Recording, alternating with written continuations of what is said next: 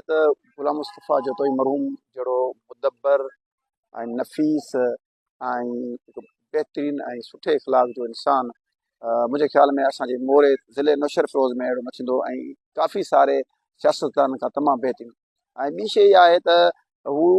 वज़ीर आज़म जेको आहे निगरान वज़ीर आज़म रही चुको आहे,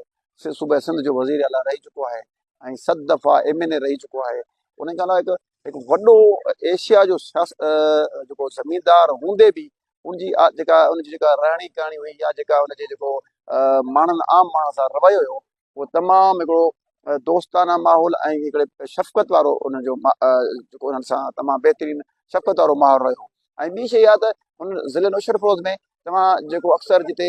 रोड या रस्ता न हुआ या गैस बिजली वग़ैरह न हुई, स्कूल न हुया, ऐं जेको बि तव्हां जेको ॼार ॾिसो पिया था स्कूल में ज़िला नौशर फिरोज़ में सॼो उन गुलाम मुस्तफ़ा जतोई साहिब जे जेको आहे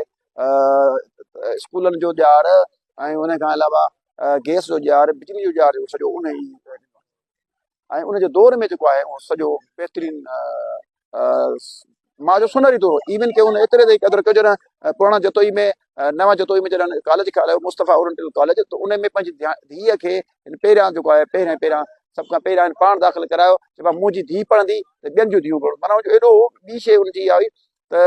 न्यू जतोई में शहर में जेके होटलूं हलंदियूं उन्हनि होटलान खे चई छॾियो ॿ ॻाल्हि आहे स्कूल जे टाइम ते बराए महिरबानी होटल भले खुलियल हुजे पर मेपल मौसीक़ी या वीडियो वग़ैरह या जेका VCR वग़ैरह उहो बंदि करायूं ताकी पोइ भले जेको करे। माना अहिड़ो अलमी इल्म सां अदब सां शौक़ु रखंदड़ इंसानु असांजे लाइ तमामु हिकिड़ी वॾो मुदबर माण्हू हुयो ऐं उनजो विछोड़ो जेको आहे असांजे ज़िले नौशर फिरोज़ जी जेका कमी थी आहे उहा वॾी कमी आहे। बाक़ी अलाह ताला हुनखे जन्नत नसीब करे अहिड़ो मुदबर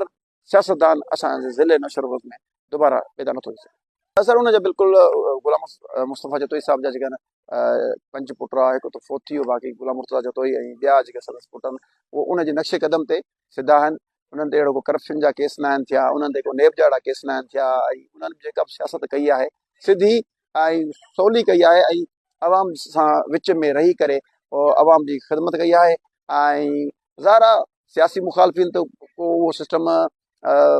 हले पियो थो उहो त सभिनी दुनिया